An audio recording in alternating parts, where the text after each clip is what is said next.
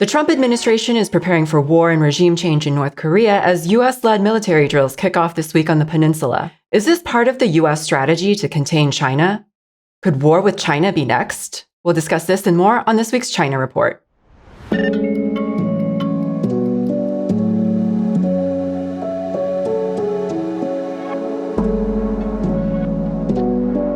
Welcome to the China Report, a new show produced in collaboration with Pivot to Peace. Every week, we'll be helping you sort through the propaganda with an independent view of the country that we're taught to hate, but know so little about. I'm your host, Amanda Yee. These are this week's headlines. China's annual Two Sessions meeting kicked off last week in Beijing. The Two Sessions refers to the meeting of China's top legislature, the National People's Congress, and its top political advisory body, the Chinese People's Political Consultative Conference. The Two Sessions sets the economic and social development plans for the following year.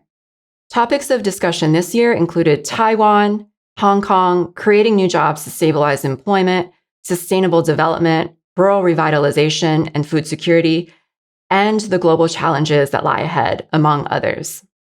AI and tech were front and center at this year's Two Sessions, with a government work report delivered by Premier Li Qiang on Wednesday highlighting plans to tap the potential of the high-tech sector by boosting AI, as well as the use of smart terminals and the Internet of Things while rolling out 5G technology on a large scale. Special emphasis this year was also placed on improving care for China's elderly population, with multiple lawmakers and political advisors bringing proposals to further develop the elderly care service system, as well as promote elderly medical services, community and home-based care, caregivers training, and robotics development. Chinese researchers have developed an experimental vaccine which could prevent plaque from building up in the arteries.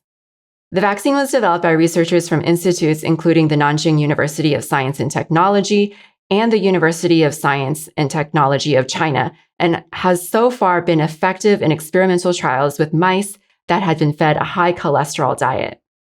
The vaccine targets a condition known as atherosclerosis that causes a buildup of plaque or deposits of fatty substances, cholesterol, and cellular waste in the arteries, which can lead to blood clots, stroke, and heart attacks. This vaccine would be a major medical breakthrough as heart disease is the leading cause of death worldwide. How long the vaccines protect against atherosclerosis still requires further study. China's average life expectancy continues to rise. It reached 79 years in 2024, which was an increase of 0.4 years compared to 2023. Lei Haoqiu, head of China's National Health Commission, made the announcement in a press conference on Sunday, adding that this achievement has surpassed the target set in the 14th five-year plan ahead of schedule. In 8 provinces, the average life expectancy has even surpassed 80 years. According to Lei, this increase is the result of government strategies such as the Healthy China initiative and its prioritization of health development and policies, which have had a direct impact on improving public health. China is once again sending shockwaves across the tech world.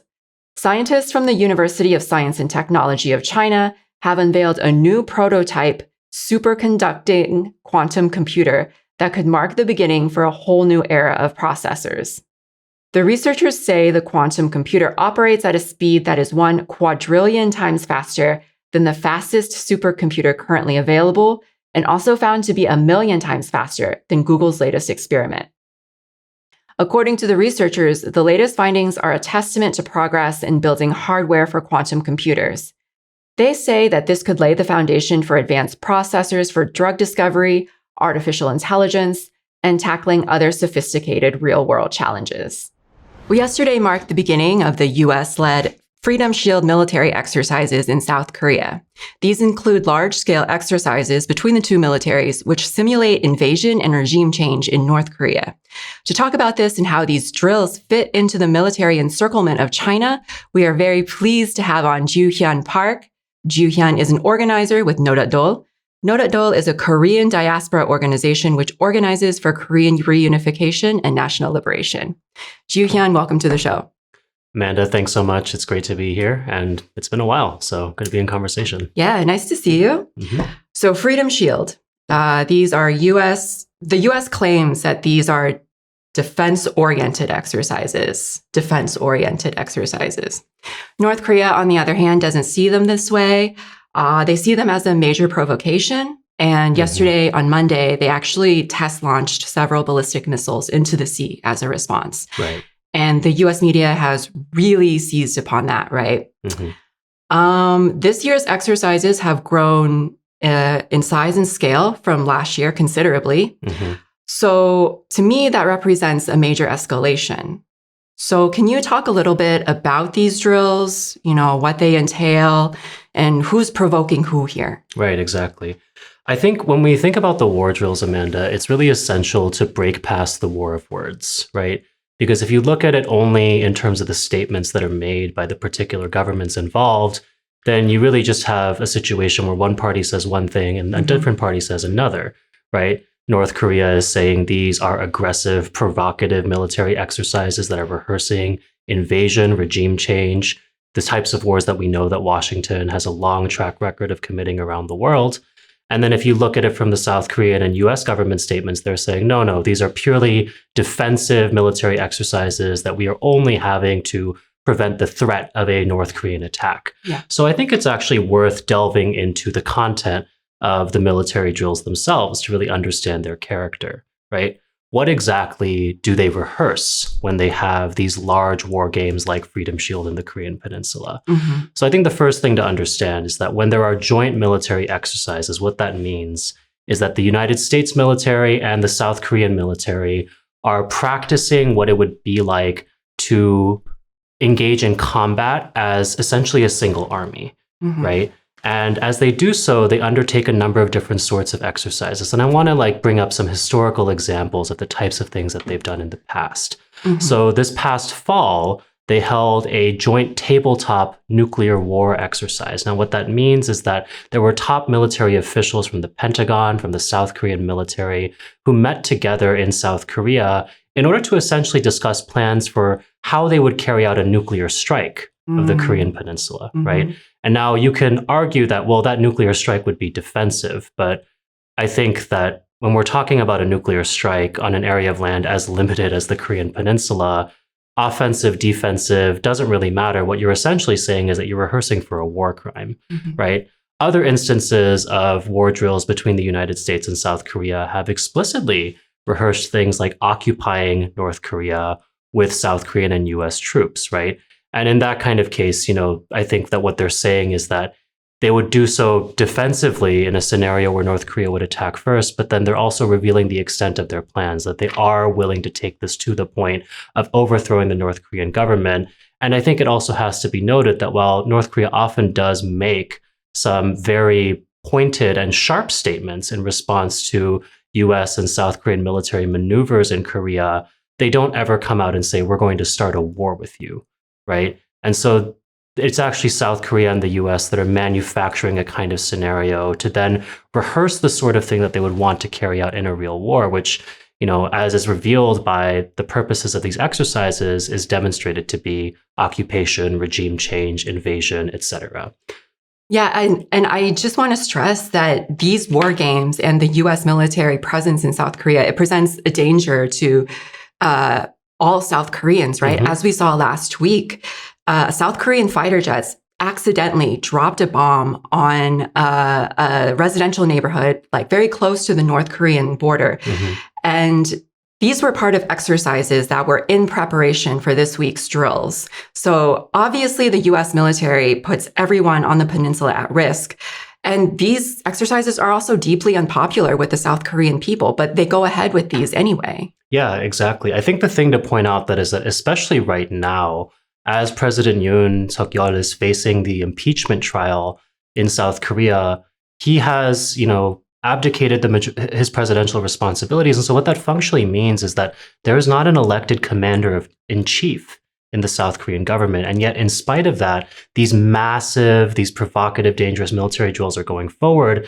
And as we saw in the village of Nodutdol, which is located in the northern section of the city of Pocheon last Thursday, it's resulting in massive and dire consequences for the South Korean people. I mean, what actually happened, in this incident is that there was a joint U.S. South Korean military exercise in preparation for Freedom Shield, which has, now started this week. And during this exercise, they mobilized about 500 troops, about 130 armored vehicles, and 13 South Korean Air Force warplanes.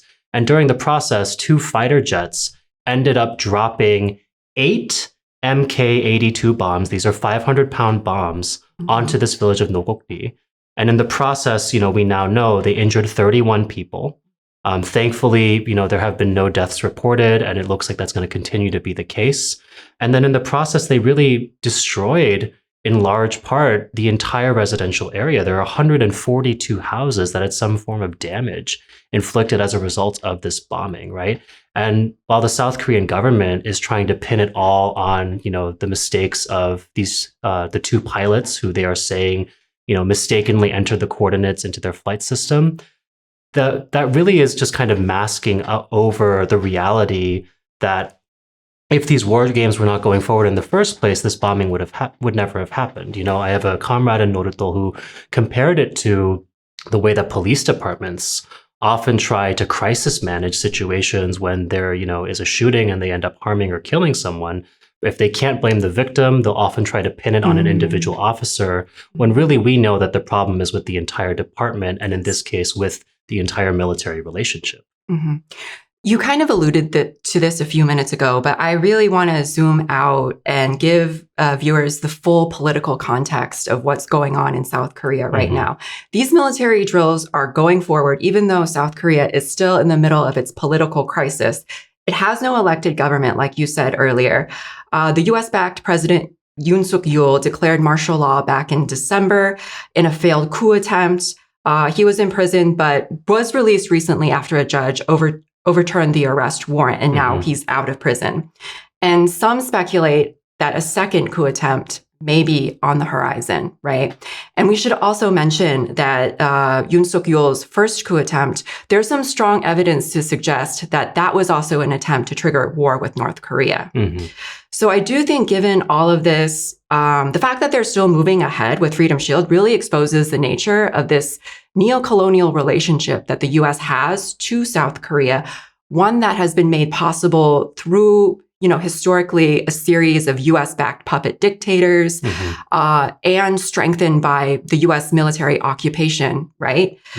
And so, I don't know if a lot of people see it this way, but this is a U.S. military occupation of South Korea that we're talking about. Absolutely. I think, the thing to really understand about South Korea's political trajectory is that while it's often said that, the U.S. brought democracy, defended democracy in Korea, the reality is really no such thing. The election that actually established the Republic of Korea, the government we know as South Korea, did not involve the entirety of the Korean people, certainly not across the entire peninsula, and not even, within South Korea itself, right? And so if we examine the actual history of South Korea as a state, we end up with a very, very different kind of story.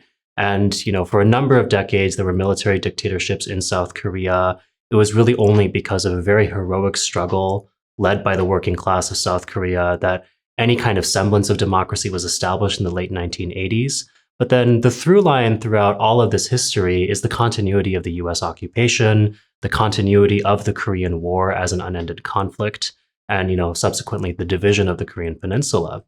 And I think the thing to really understand there is that the U.S. military really serves as the final guarantor of Washington's agenda in the Korean Peninsula, right? Because no matter which direction South Korea's politics take, it will always be the case that they have 62 U.S. military bases, currently around 28,000 troops, all kinds of extremely destructive weapon systems that are housed on the Korean Peninsula and that are nominally there for the defense of the South Korean people, but really can be used against them at any time. The last time that South Koreans overthrew a president, which was, during the Candlelight Movement against Park Geun-hye in the last decade, what we learned after the impeachment of Park Geun-hye was that the U.S. military and the ROK military were in talks to, ensure that troops would be sent into Seoul to crack down on protests in the event that the impeachment did not go through, right?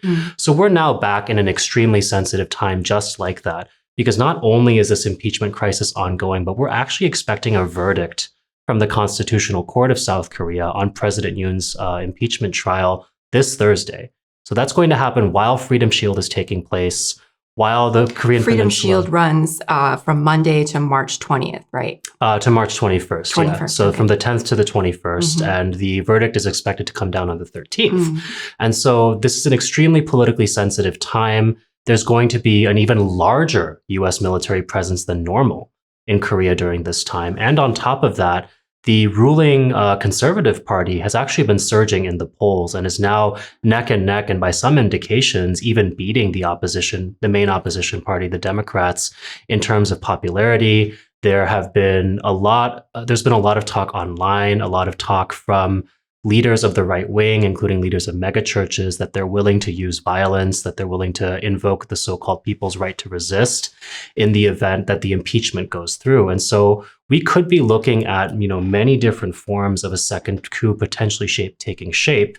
And I think that, the enhanced presence of the US military during that time should really give any kind of person who is studied in anti-imperialism some cause for alarm, because, if we examine historical coups around the world, the addition of an enhanced US military presence is certainly not an ingredient you want in that sort of recipe, because it indicates that, if things start to blow in the direction that is against democracy, against the people's will, in terms of, what's best for the working class, the working majority of South Korea, that there will be this incredibly powerful presence that is able to tip the scales in favor of the forces of reaction, in favor of the forces of, President Yoon and the military cliques that he represents. Well, I want to talk about the role that South Korea plays geopolitically. South Korea is a very important piece in this military encirclement of China, right? There is a method to Trump's foreign policy madness, right? And the through line through all of it is China. Yeah. Why is he, entering into peace negotiations with Russia to end the Ukraine war? It's to try and sever the alliance between Russia and China. Why is he demanding 50% of Ukraine's rare earth minerals?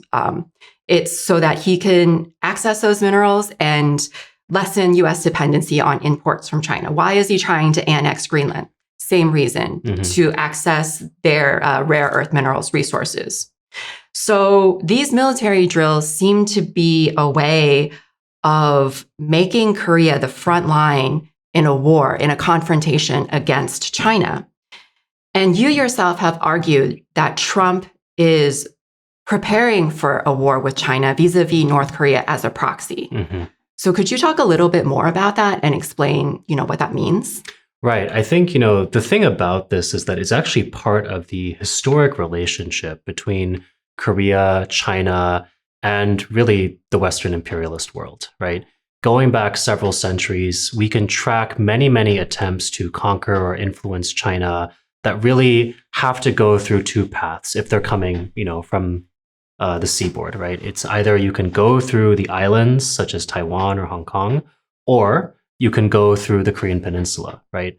This is what happened in the 16th century when Japan attempted to, conquer China vis-a-vis Korea. It's even what happened during the Korean War when General Douglas MacArthur, was really pushing for an expansion of the war to confront both the Soviet Union and the People's Republic of China at the time. And, there was a lot of factional infighting within the ruling class in the United States around that in terms of, whether they wanted to expand this into all-out war against the communist bloc or to keep it limited in terms of, just their goals in Korea. And so I think that, what we need to understand is that what's happening today is really part of that historical dynamic and that historical pattern, right? Korea is actually, if you were to draw a circle around, what we can term as Northeast Asia. So that's like the eastern side of Russia, the northeast, portions of China, Japan. If you were to draw a circle around that region, what you would find is that the Korean Peninsula is pretty much right in the center, right? It is a very effective pivot point in terms of any kind of geostrategic desire to dominate the entire region. And so that's really the dynamic that has, continued to inform the way that the US engages with Korea, going all the way back to the Korean War. And it continues to inform the way that Washington is pursuing its war aims in Asia today, right?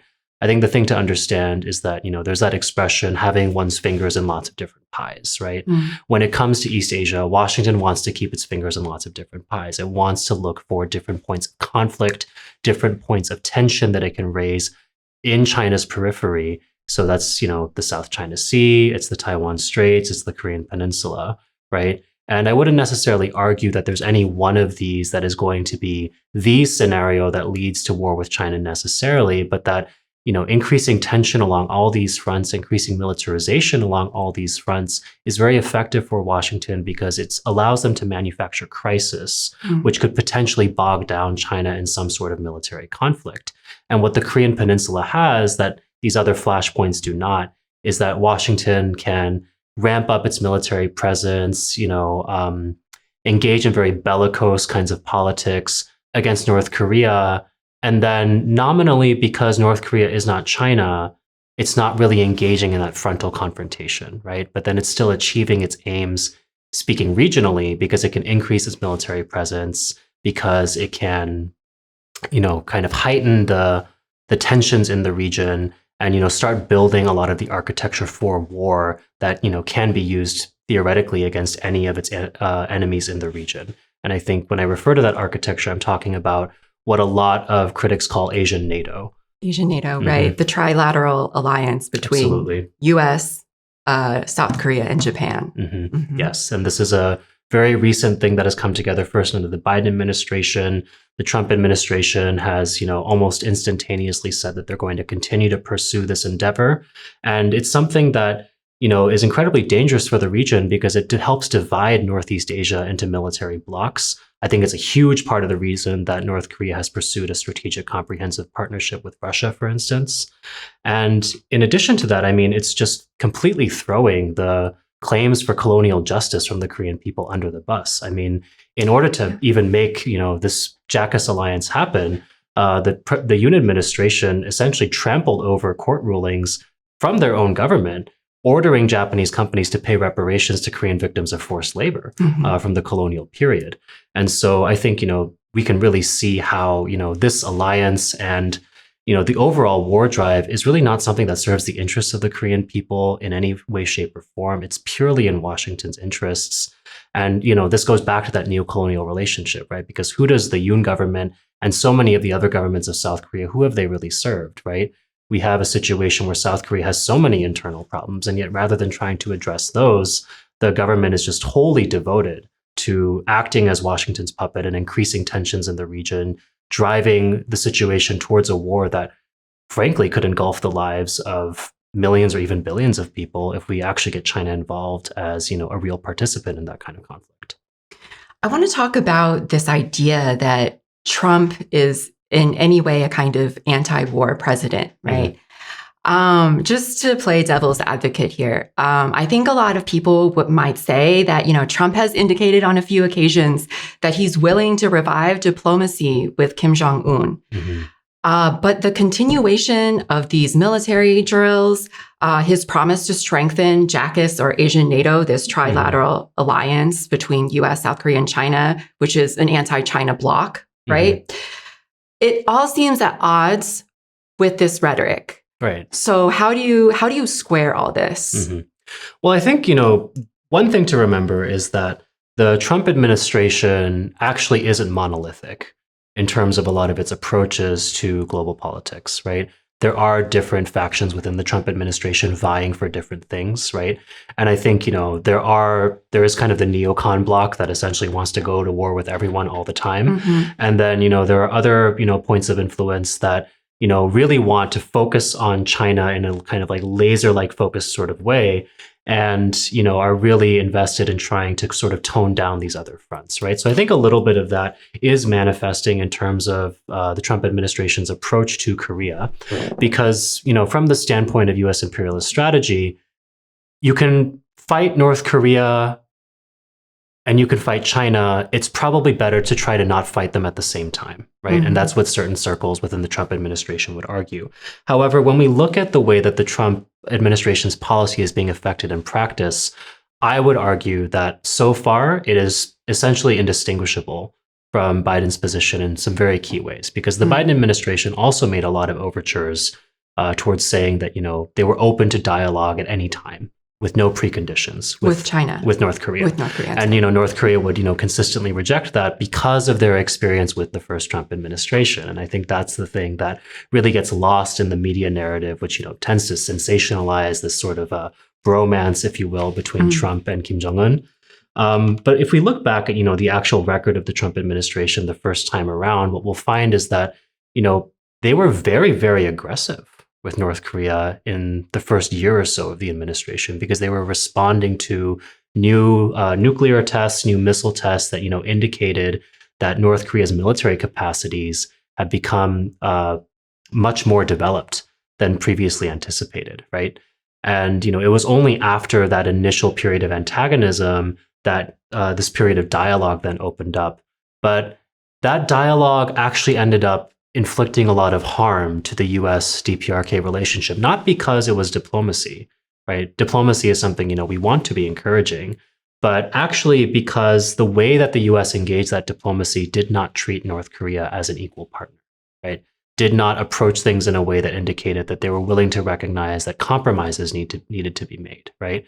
What ended up happening in 2019 when Trump and Kim had their last official summit in Hanoi was that the DPRK came in and they basically said that they were willing to take major steps towards denuclearization if they could receive partial relief for Washington sanctions in return.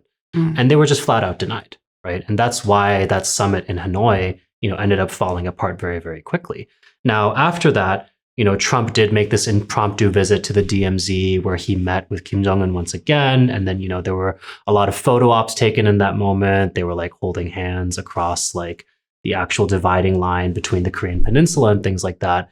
And then the Trump administration turned around and just basically weeks later engaged in one of these large military exercises like Freedom Shield, where they rehearsed a South Korean occupation of North Korea, right? And so all of that fell apart. And basically from the North Korean standpoint, they were sort of left wondering, well, what is the point of engaging in any kind of negotiations with the US, particularly negotiations that always seem to be premised on steps that would just weaken North Korea's capacity to defend itself and strengthen the US hand, right?